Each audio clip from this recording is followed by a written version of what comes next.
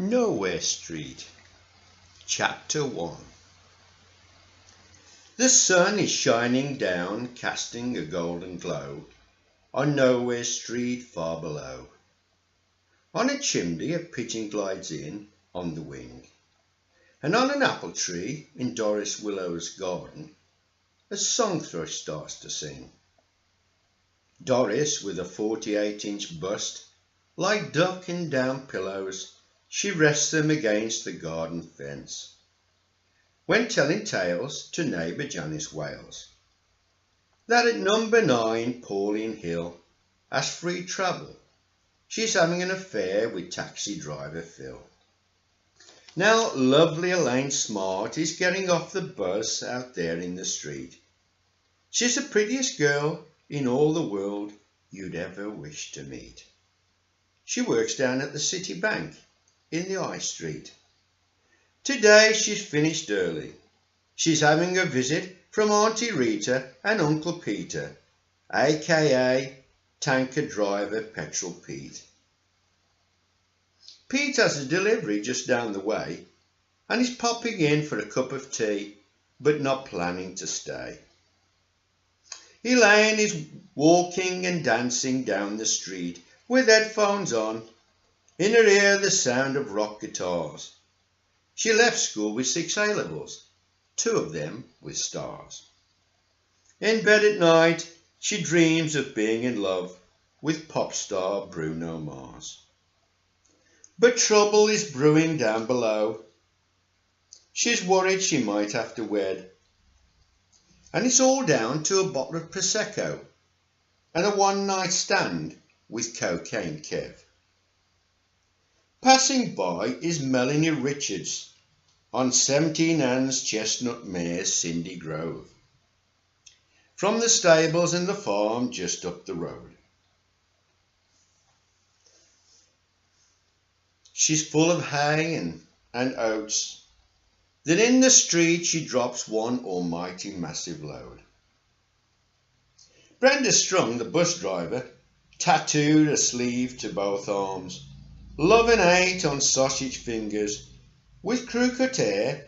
She's part of a girl band on an evening called the Bobber Girls Singers. She shows a gold tooth when she smiles. At £500 she thinks it was all worthwhile. Wendy Jones at number 10, in bed with plumber Fred. Husband Jack comes home early, kitchen knife in his hand, shouting, "Fred, you're dead." They run out into the road, falling over, getting down and dirty, covered in Cindy's load. Down the street on his BMX comes Paperboy Billy. Thinks he's Batman acting silly, dodging in and out of parked cars, not holding on to his handlebars. Not seeing Fred and Jack until it's too late. Lands on top, followed by dustbin and discarded milkman's crate.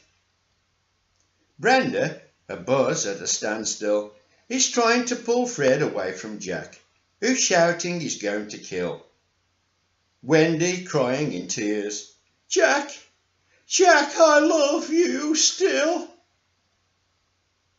In the melee, Brenda has forgotten to put on the handbrake, and the bus starts to roll.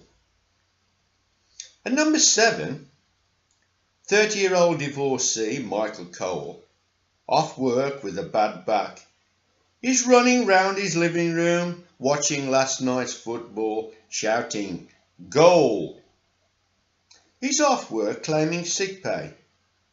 He's very good at acting since appearing in the town hall play about the NHS, with rave reviews in the local papers and the press, saying his acting was the best. Sitting on the back seat of Brenda's bus, the number 69, looking through steamed up windows, is 20-year-old librarian Vivian Wold. Dreaming of a date with PC Clivedale, she's crying, "Help, help, the bus is starting to roll." Brenda comes running over, putting all the weight against the buzz's chrome-plated drill. Sometimes being butch is great, when you've got muscles you've paid for down the gym. Being 18 stone has its benefits when you're not so slim.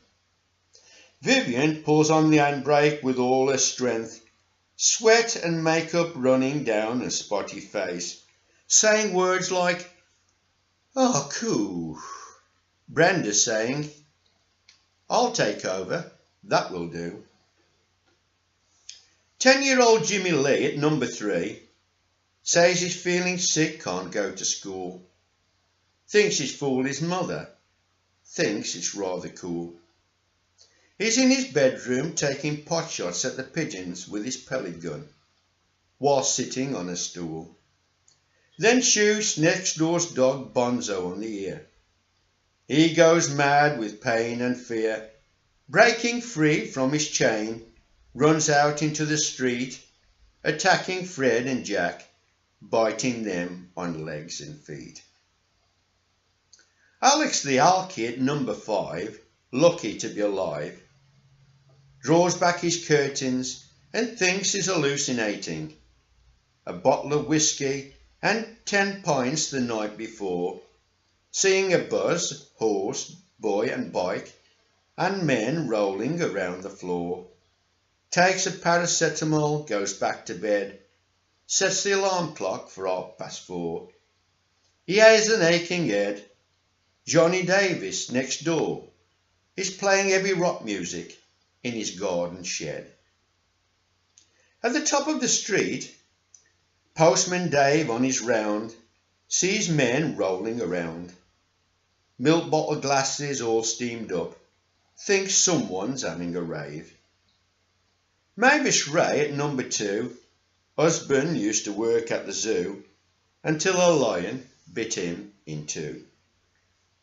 Also thinks someone is having a rave and wonders if her husband is looking down, will he be turning in his grave?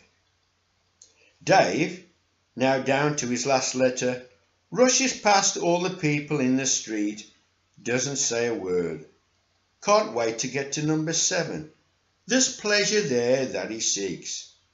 June Freeman is waiting. She gives him cocoa 3 times a week. At number 8, delivering coal, Vic and Ben the coalmen. They are feeling quite angry because the road's been blocked since 10:30. Now feeling frisky, their shy horse Matt, seeing Cindy, makes a charge, thinks I want some of that. Spilling coal and logs all over the street. It now looks like a war zone, where once it looked so neat.